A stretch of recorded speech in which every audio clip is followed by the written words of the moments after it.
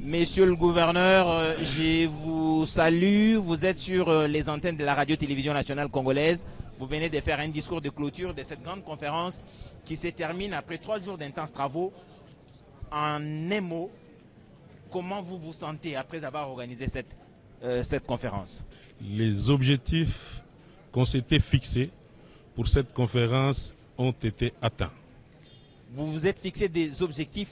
Vous êtes quand même le premier gouverneur, si j'ai bonne mémoire, qui organise une conférence de cette ampleur à Kindu et qui a pour objectif parler des mines, de l'énergie et des infrastructures. C'était quoi le déclic? Alors, la conférence, comme vous l'avez dit, a porté sur les mines, l'énergie et les infrastructures parce que nous avons pensé que les potentialités minières de la province d'Imaniema n'étaient pas bien connues par le grand public. Et pour nous, il fallait organiser cette conférence à laquelle ont participé beaucoup de délégations venant des États-Unis, de l'Europe, de l'Afrique, de presque toutes les grandes villes du pays. Et nous pensons que le message est passé. Beaucoup de gens ont été au courant des potentialités minières de la province du Maniema. Jérôme. Excellence, monsieur le gouverneur de la province du Maniema, vous avez placé ces assises sous le haut patronage de son excellence, monsieur le président de la République, qui a d'ailleurs envoyé ses conseillers. Et il y a même votre collègue de Lualaba qui a envoyé une grande délégation. Qu'est-ce que vous dites au président de la République? Vous attendez quoi exactement de lui pour la réussite de toutes ces recommandations? Les recommandations sont nombreuses. Peut-être moi je vais me rappeler de 2 ou 3 recommandations fortes. La première, c'est la population d'Imaniema veut la relance des mines de Namoya Mining. Parce qu'il faut noter que Namoya Mining, c'est comme Jekamine pour les Katanga.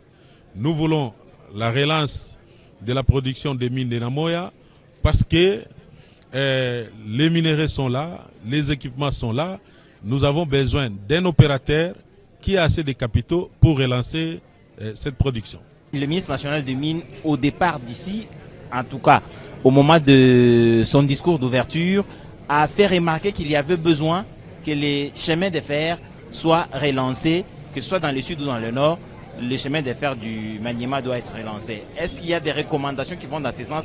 Et s'il y en a, comment vous allez faire pour... La forte recommandation par rapport au chemin de fer, c'est la réhabilitation du pont Louisi pour relancer le trafic entre Kalemi et Kindu. Parce que pour votre information, une grande partie des marchandises qui ravitaillent la province d'Imaniema passent par Kalemi. Bon, on va parler sommairement des prochaines conférences que vous projetez. Nous avons entendu dire dans votre discours qu'au mois de février prochain, vous allez organiser une conférence cette fois-là sur l'environnement, l'agriculture et si j'ai bonne mémoire, vous pouvez encore rappeler quelles sont les matières qui vont continuer. Alors, moi je préfère parler d'abord de cette conférence, les autres aspects de cette conférence pour revenir à la deuxième conférence. Nous avons longuement parlé des mines, mais nous savons qu'on ne peut pas bien exploiter les mines s'il n'y a pas de l'énergie. Et là, nous sommes contents parce qu'on a eu des partenaires sérieux qui n'attendent qu'à signer un partenariat avec la Sakima.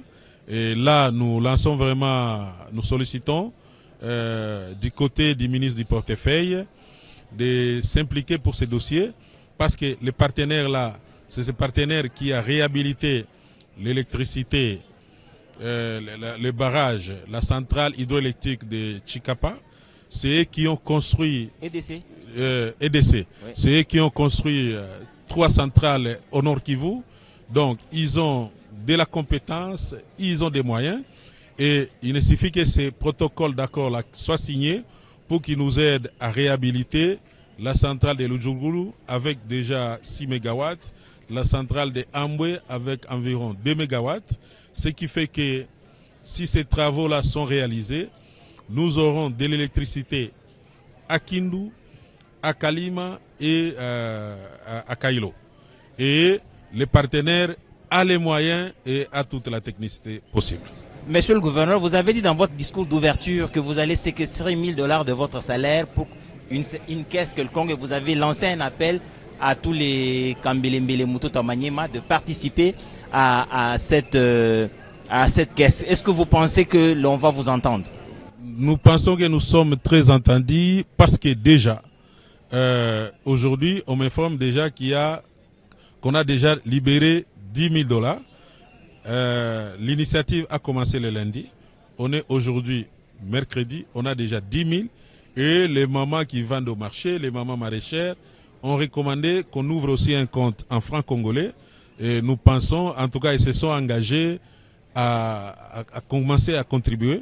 Nous appelons toutes les bonnes volontés, en commençant par les ressortissants de la province du Maniema, qui se trouvent dans d'autres villes de la République démocratique du Congo, et surtout ceux-là qui se trouvent à l'étranger, pour participer à la reconstruction de leur province. C'est quoi le secret? Comment vous avez fait pour que la confiance renaisse? Parce qu'ici, il y a une énorme difficulté dans le pays en général. La confiance en termes de gestion n'est pas toujours au rendez-vous. Bon, je pense que c'est l'élément déclencheur de cette confiance a été notre transparence. Parce que depuis que nous sommes là, nous justifions l'utilisation des francs, des fonds jusqu'à un franc près. Donc c'est la transparence, et comme tout le monde voit que nous gérons les choses de l'État de manière transparente, et on nous fait confiance. Pour votre information, dans l'organisation de cette conférence, tout est passé dans un compte bancaire, et le gouverneur des provinces que je suis, je ne connais même pas comment on a géré ces fonds, parce qu'il y avait un comité organisateur qui avait tous les pouvoirs de gérer ces fonds. Merci beaucoup, monsieur le gouverneur, pour ces informations complémentaires sur celles que nous avons reçues de cette conférence. En tout cas, une grande première dans la province du Maniema, particulièrement ici à Kindu. Et chaque fois que nous aurons besoin de vous, nous ne manquerons pas de venir pour recevoir beaucoup plus d'informations sur les Maniema, qui forcément est en train de prendre une nouvelle figure. Merci beaucoup. Merci.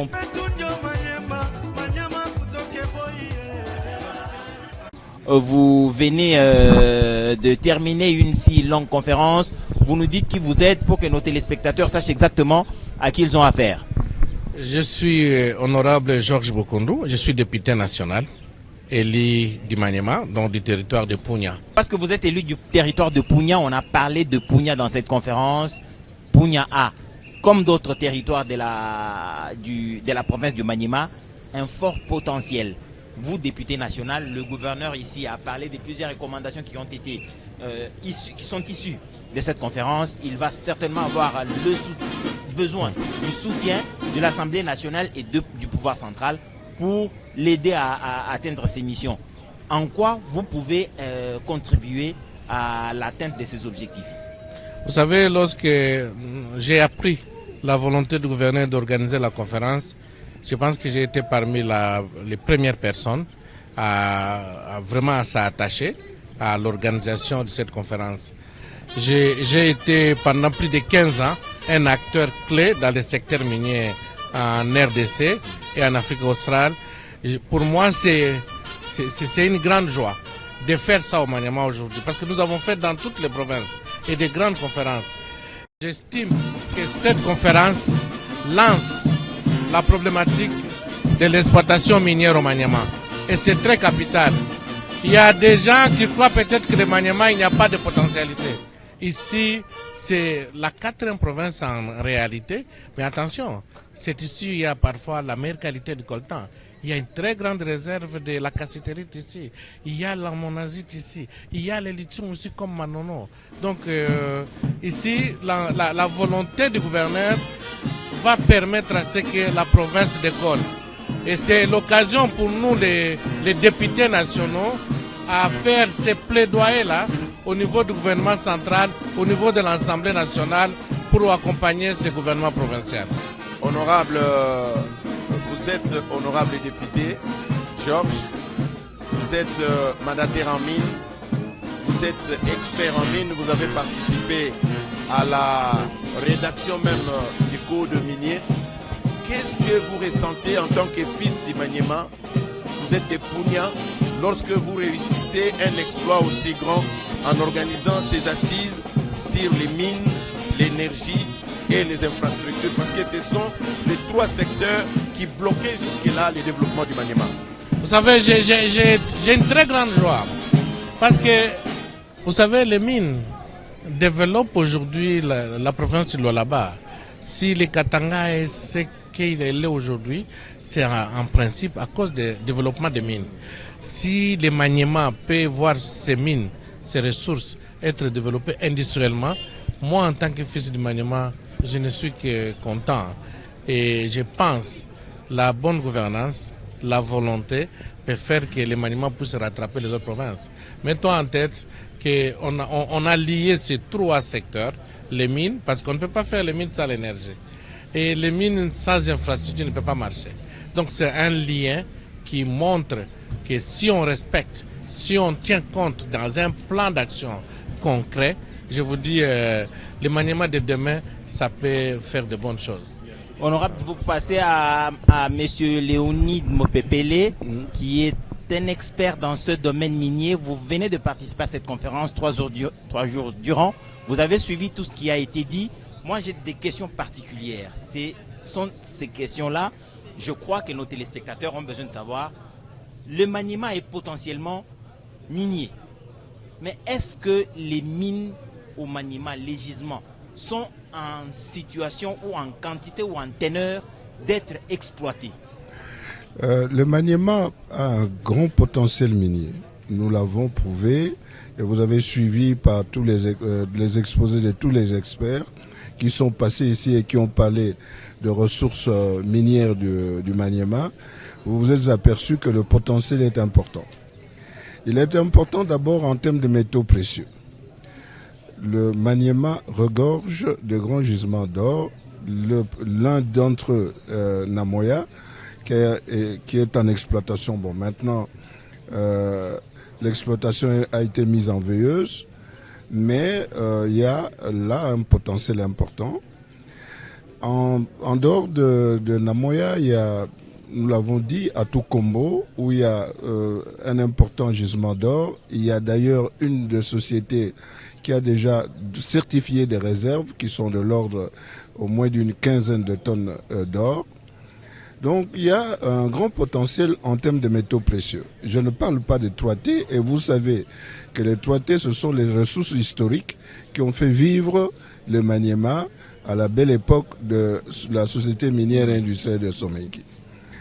Il y a aujourd'hui d'autres gisements de 3T qui restent insuffisamment exploités et qui peuvent constituer l'avenir de cette province. Nous avons notamment parlé de tout ce qu'il y a comme ressources minérales qui sont dans des rivières à gros débit, parce que Somenki a exploité ce qu'on appelle les alluvions et les éluvions, c'est-à-dire les gisements de surface, mais il est resté tout cet important potentiel dans les rivières à gros débit qui n'ont pas été exploités et qui constituent aujourd'hui le coffre-fort du Maniema. Mais je voudrais aussi souligner qu'en dehors des 3T, il y a notamment le cuivre à Loboutou, dont nous avons vu des échantillons que le CEC a démontré.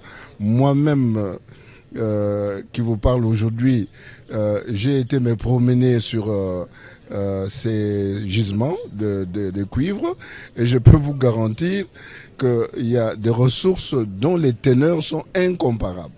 Je n'ose pas avancer les teneurs, parce que les ingénieurs qui vont me suivre, qui sont en train de me suivre, vont me prendre pour un fou, parce que ces teneurs, on ne les trouve nulle part au monde qu'au Maniema. Ensuite, je voudrais dire aussi, puisque nous sommes au XXIe siècle où on parle de la transition énergétique, eh bien, le Maniema a un potentiel important en termes de métaux de la transition énergétique, notamment le lithium. C'est vrai, nous n'en connaissons pas encore l'ampleur, parce que il y a encore des travaux de recherche qui doivent être entrepris, mais nous savons qu'il y a des indices importants que nous avons localisés dans un certain nombre de districts. Enfin, et ce n'est pas le moindre, les ressources qui sont ce qu'on appelle les terres rares, n'est-ce pas? Les terres rares qui sont portées par un minéral que nous avions à l'époque exploité et même exporté, qu'on appelle la monazite. La monazite, c'est un minéral qui porte les terres rares. Les terres rares, c'est ce que vous voyez qui est repris à la dernière ligne du tableau des éléments, le tableau de Mendeleïev qui nous a donné tant de sueur en chimie quand nous étions dans... Ben justement, c'est cette dernière ligne qui reprend 17 éléments. Ces 17 éléments, on le trouve notamment dans le minéral de monazite, qui est une ressource importante du Maniema. Donc, le Maniema est bien positionné pour que demain, dans la transition énergétique, elle puisse jouer un rôle de premier plan. Léonide Moupépélé, lorsque vous aviez fini vos études comme ingénieur métallurgiste, vous étiez embauché ici au Maniema, jeune ingénieur, vous aviez la direction des mines et vous dirigiez près de 200 ingénieurs blancs. Et aujourd'hui, vous revenez une trentaine d'années après. Le Maniema n'a plus ce que vous aviez vécu lorsque vous étiez ingénieur ici. Vous aviez écrit un livre qui est considéré aujourd'hui comme la Bible des gisements miniers en République démocratique du Congo. Quel sentiment vous habite maintenant que vous venez de parler de ces gisements? Est-ce que le rêve que caresse la province du Maniema est réalisable? Jérôme, je suis traversé par des sentiments divers. Il y a bien sûr de la nostalgie, mais aussi de l'espoir. La nostalgie, quand je vois l'état dans lequel la province se trouve, alors que nous étions parmi les fleurons n'est-ce pas, de l'industrie minière dans ce pays. Il y avait des bonnes routes. Le train venait fréquemment ici. Je pense qu'il y avait jusqu'à 4 ou 5 trains par semaine. Les routes étaient de Kindu, vous pouviez joindre tous les chefs-lieux de territoire de la province, ce qui n'est pas le cas aujourd'hui. Alors quand je dis sentiment d'espoir, parce que quand je vois des fils de cette province comme l'honorable Georges, comme vous-même, et je ne parle évidemment pas de son excellence le gouverneur, qui avec, on le voit, une volonté déterminée à pouvoir redresser, n'est-ce pas, l'économie de ce pays, de cette province. Je me dis, il y a de quoi, et c'est pour ça, c'est avec fierté que je reviens ici, parce que, comme vous le savez, Jérôme, vous l'avez dit, que c'était la première province qui m'a accueilli, qui a fait de moi un ingénieur. Parce que quand on sort de la faculté polytechnique, on a un diplôme, mais c'est sur le terrain qu'on l'apprend.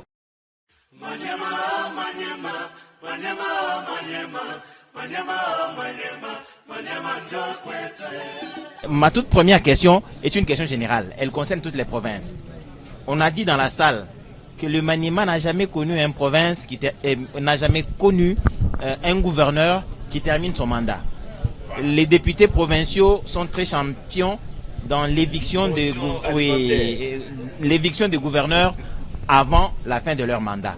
Est-ce que vous garantissez déjà les peuples du Maniema, mais aussi de la République, que vous allez accompagner le gouverneur en le contrôlant bien sûr, mais l'accompagner dans les objectifs qu'il s'est fixés pour la province du Maniema? Oui, merci monsieur les journalistes pour la question. J'ai dit que l'Assemblée provinciale du Maniema que je préside va accompagner avec moi-même les initiatives du gouverneur de la province, Moussa Kabwakumbi Moïse, dont nous jetons de fleurs pour l'initiative qu'il vient de prendre de convoquer cette conférence sur les mines, l'énergie et les infrastructures que nous espérons va booster le développement de notre province. Nous allons l'accompagner et nous allons les soutenir pourvu qu'il puisse respecter son programme d'action dont nous avons approuvé lors de son installation à l'Assemblée provinciale du Maniema. Merci beaucoup. Monsieur l'honorable, il y a eu des recommandations destinées à l'Assemblée nationale. Il est député national. Il est venu de Kinshasa. Est-ce que vous allez faire comment vous allez faire le plaidoyer des résolutions et recommandations issues de ces assises de Kindu pour faire en sorte qu'au niveau national, que ces projets soient également pris en charge? Quelle est votre stratégie à ces sujets? Merci beaucoup, monsieur le journaliste. Vous savez que nous sommes les mandateurs de la nation. Et si nous avons participé à ces assises, c'est effectivement pour que nous puissions retenir les différentes recommandations qui sont adressées au niveau du gouvernement central et que nous allons nous approprier, faire les nôtres. Parce que nous avons mission de plaider pour toute la nation et particulièrement pour notre province. C'est ainsi que toutes les recommandations qui ont été retenues ici, nous allons présenter cela aux différents ministères au niveau national pour que cela soit exécuté. Donc nous allons procéder au suivi et à l'exécution de ces recommandations au niveau du gouvernement central. En tout cas, il ne me reste plus qu'à vous remercier pour ces interventions. La radio-télévision nationale congolaise est très heureuse d'avoir été ici à Kindu et avoir reçu les fils et filles de Kindu qui ont réfléchi sur l'avenir de cette province dans le domaine minier, dans le domaine de l'énergie, surtout dans le domaine des infrastructures. Le gouverneur lui-même, très engagé, a réussi à créer une certaine confiance dans le cœur ou dans le cœur de tous les Kambelembele Mutota Maniema. Le recteur de l'université qui nous accueille, le professeur Deogracias, va nous dire en quelques mots quel est son sentiment quand, monsieur le recteur, vous recevez une si importante cérémonie, une si importante conférence au sein de l'université de Kindu, que je vous demande d'ailleurs de présenter auprès de Congolaises et Congolais qui désireraient venir apprendre ici à Kindu, à l'université de Kindu. Merci, monsieur le journaliste. Le sentiment, c'est un sentiment de profonde satisfaction quand je vois tout un aréopage de grandes personnalités déferlées à l'université de Kindu. Je me dis que je suis béni dans mon mandat parce que ce n'est pas un événement, en tout cas comme tous les autres, c'est un événement spécial. Déplacer même les hautes autorités provenant de la présidence de la République et bénéficier de la confiance de son Excellence le gouverneur qui nous a choisis pendant que nous avons d'autres opportunités ici à Kindu d'organiser cette conférence.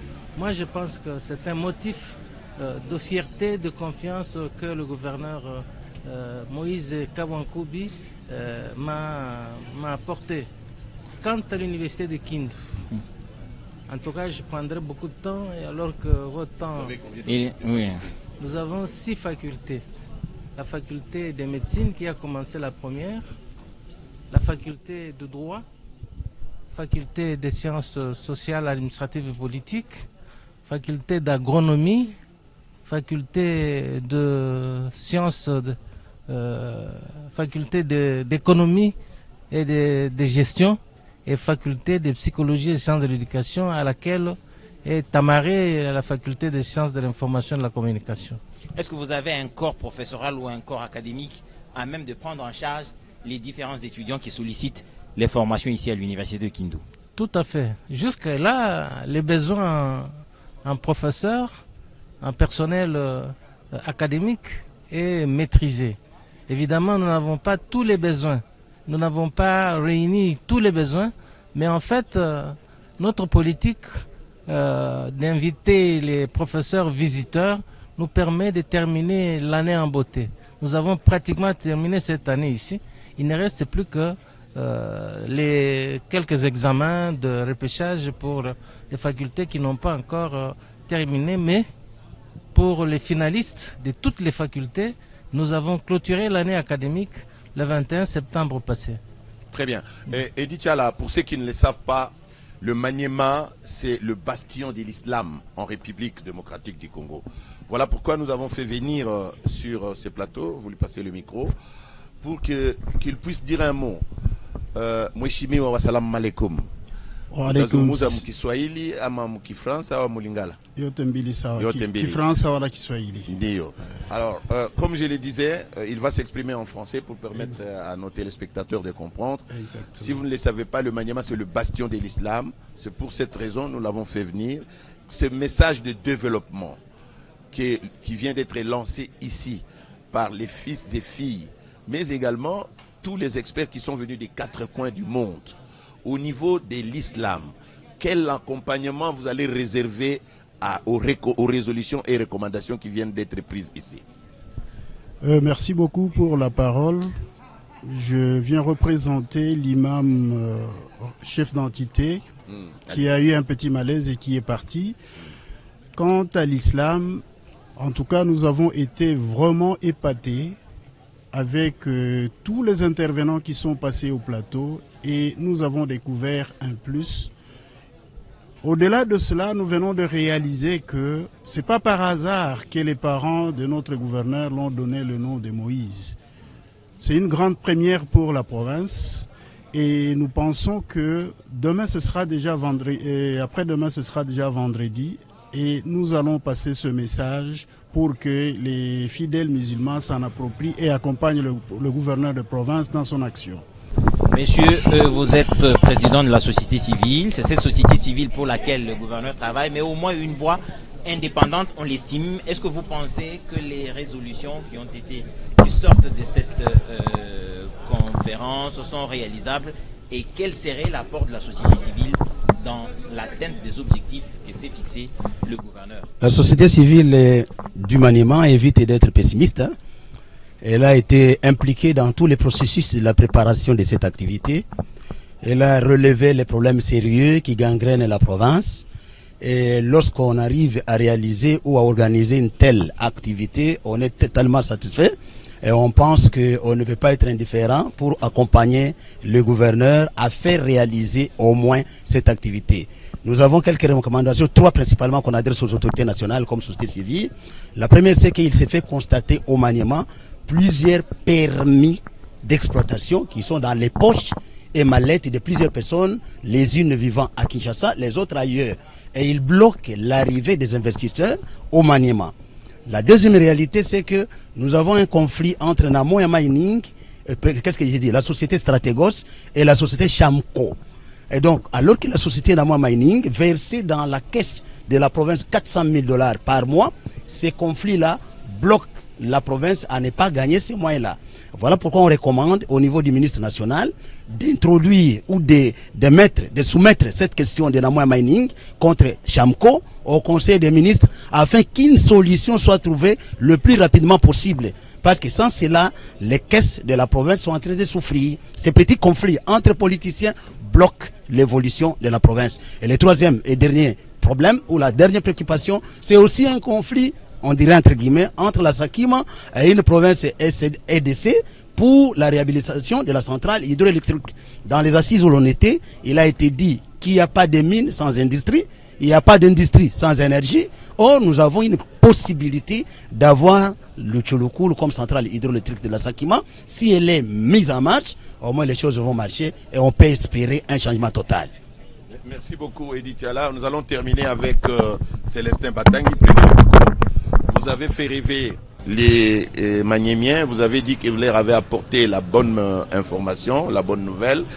Votre société va installer 3 centrales photovoltaïques pour permettre aux sociétés minières et même aux particuliers de pouvoir disponibiliser des courants alternatifs de manière continue. Est-ce que ce rêve est réalisable ou ce n'est pas ce qu'on peut qualifier d'un cheval ou je sais pas, d'un cheval blanc ou je dirais des chimères? Non, ce n'est pas de chimères. Ce n'est pas de chimères parce que les investisseurs avec qui nous travaillons ont fait des preuves ailleurs. En République de Congo-Brazzaville, au Togo, en Centrafrique, et au Niger. Donc ce n'est pas un rêve. Et même si c'était un rêve, c'est le rêve qui donne la vision. Et cette vision-là est toujours accompagnée d'une provision. Donc nous sommes déjà préparés pour que ce défi de l'électrification du Maniema soit résolu en construisant les 3 centrales qui vont permettre à ce que le Maniema soit ravitaillé totalement, du nord au sud et de l'est à l'ouest. Que ça ne sera pas des éléphants blancs. Edith Tchala, vous allez désannoncer l'émission. On n'a pas eu le temps peut-être de parler de Lubutu, de Punya, de Pangui, de Kibombo, de Kasongo. Vous avez compris combien le Maniema est une province extrêmement riche, une province minière, mais également une province agricole, avec un peuple, ou plutôt des citoyens, des hommes et des femmes qui sont très engagés pour le développement. Voilà pourquoi l'anecdote dont on vous a parlé avant de monter sur ce plateau, Maniema à Kutokeboy, cela veut dire qu'au Maniema, il n'y a pas de domestiques. Tout le monde à sa table, tout le monde est monsieur, tout le monde est responsable. Je te souhaite encore la bienvenue au Maniema. Peut-être prochainement, comme c'est programmé, vous reviendrez et cette fois-là, nous aurons l'opportunité d'aller visiter la centrale de Tchala qui porte ton nom. Merci beaucoup Jérôme Sekana, merci au président de la société civile, merci au président qui a amené les investisseurs ici. En tout cas, la radio-télévision nationale congolaise vous dit merci d'avoir suivi cette conférence depuis l'université de Kindu, à Kindu même et dans la province du Maniema, où on a parlé de tout ce qui porte sur le développement de cette province, spécialement dans les secteurs miniers, les secteurs de l'énergie, mais aussi dans les secteurs des infrastructures. Et il ne nous reste plus qu'à vous dire merci et bonne suite de programme sur la télévision nationale. Merci.